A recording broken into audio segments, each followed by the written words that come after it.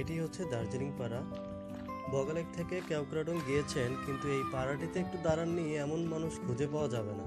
পরিষ্কার পরিচ্ছন্ন নিরিবিলি এই পরিবেশ ট্রাভেলারদের কিছুটা সময় দাঁড়াতে বাধ্য করবেই।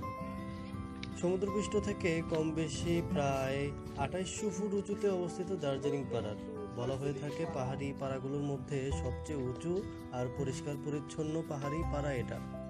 হাতে গোনা 30টি পরিবারের বসবাস এই পাড়াতে। ভৌগোলিক দিক থেকে এই পাড়ার অবস্থান দুটি মৌজায়, একটি হচ্ছে রুমা, অন্যটি নাইতিং। দুই মৌজার অন্তর্গত হওয়ায় এই পাড়ায় কারবারি বা পাড়া প্রধানও দুইজন।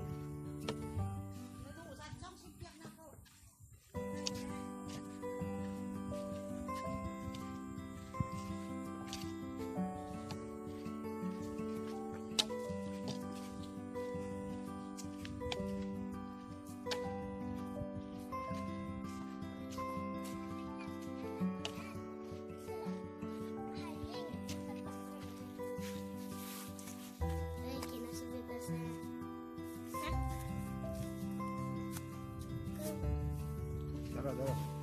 Kino, Ikut. Hai.